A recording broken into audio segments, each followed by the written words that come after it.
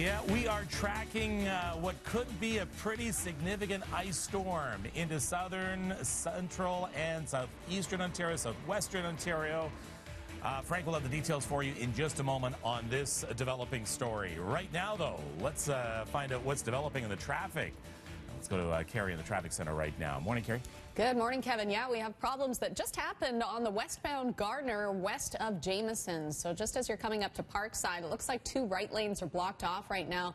There was a collision. One of the vehicles caught fire, so lots of emergency crews are there. Fire crews did manage to get it out pretty quickly, but they're still on the scene. It's going to be a little bit longer before this clears. So right now, westbound on the Gardner, that is starting to back up pretty quickly. You can see those brake lights starting just as you're approaching Dufferin. So use the westbound Lakeshore if you're just about to head out. We'll keep you posted as this situation develops. The good news is that's the only problem that we're spotting right now. Everything else is moving along great. No delays right now on the southbound 404 Don Valley Parkway. Southbound 400, that is looking good coming out of Barrie as well. All right, we'll send it over to you, Frank. I got lots of problems in the forecast. First one. Where's the sun? Where's the sun? We're underneath overcast skies for today. Bring that umbrella with you. We're going to see some wet weather pretty much through the afternoon, but a risk of showers through the morning. As we can take a look this weekend, we're all talking and all preparing for a potential of an ice storm. Some of the rounds, I'm going to say it's 2 rounds that we're going to see a potential freezing rain. First round will happen on Saturday into the morning. We're going to move from some rain over to freezing rain, and that's going to continue through the afternoon into the evening. So plan for very icy road conditions through Saturday afternoon into Sunday night. Then that is into Saturday night. For Sunday, we'll go from freezing rain, so we get a little bit of break Saturday night, and then again on Sunday morning, freezing rain over to heavy rain. That means poor travel conditions through Saturday and Sunday, possible power outages. We could even see some localized flooding, and winds are going to be quite strong through the weekend, just starting to move now to that northerly flow at 20. They'll go northeasterly through the weekend, almost at about 40 to 60. Currently, we're seeing some scattered showers down through the Niagara region into Hamilton. Just a little bit of some scattered showers as well, pushing its way through the downtown core. At this time, to the east of us, nothing right now. Just some overcast skies as we take a look over towards the east.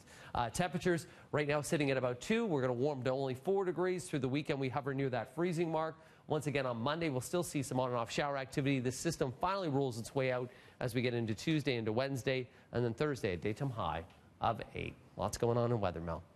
Yeah, a lot, Frank, and because of that special weather statement that Frank has been mentioning, so the potential for an ice storm tomorrow into Sunday, this, of course, could lead to power outages. So I just want to take this moment to remind you to prepare that emergency kit.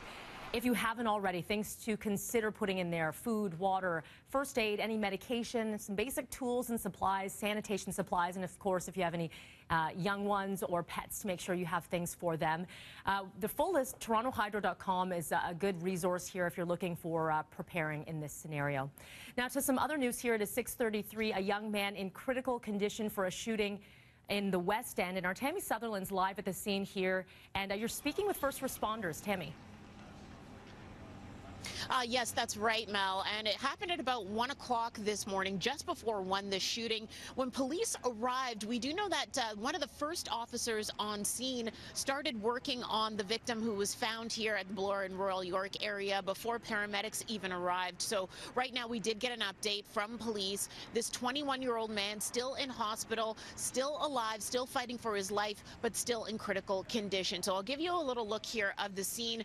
Grandview Boulevard here. Police just removed the tape opening up the street itself. The shooting happening in an alleyway behind a set of shops that are located here on Bloor Street. Now, this man was rushed to hospital with 3 gunshot wounds to his chest. Police are now looking for one suspect, but they only have a vague description at this point. It is a male wearing a hoodie and black pants, seen fleeing the scene, who appeared to be between 20 and 25 years old, about 6 feet tall, with a skinny build. Anyone with information about this being asked to call police. Mel, I'll send it back to you. And we are following some breaking news at this hour. Police on the scene investigating after shots fired at Dundas and Denison. Here's a live look at the scene right now. This is just a few blocks west of Spadina, and as you can see, the markers, the cups here where shell casings have been located.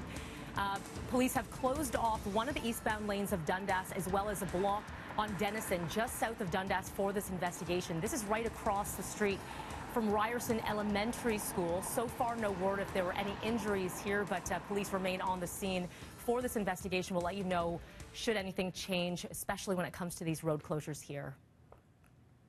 Well, a man arrested just hours ago following a double shooting in Brampton last night. The shooting leaving a man in his 60s, a woman in her 40s in critical condition. This happened around 8:30 last night. A man entering a home on Pergola Way near Mavis and Steeles and opened fire. There were 3 adults and 2 children in that house at the time, all members of the same family. Peel police say the suspect, known to one of the victims, a 41-year-old man, now facing attempted murder charges. Well, preparations are underway in Port Dover this morning for a decades-old tradition on Friday the 13th.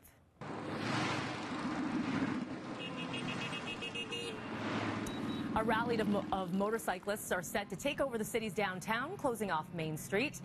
The parade started back in 1981 by a group of about 25 friends, and today the event is attended by thousands every year. This will be the first of 2 Friday the 13th days this year, with another ride coming up in July, and that one is expected to be pretty big. The Toronto woman who is the main accuser in the Bill Cosby sexual assault retrial expected to take the stand today.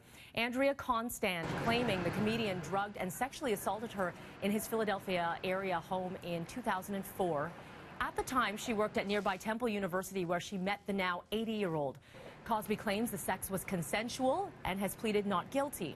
Earlier this week, the court heard Constand was paid over $3 million to end a civil suit against Cosby.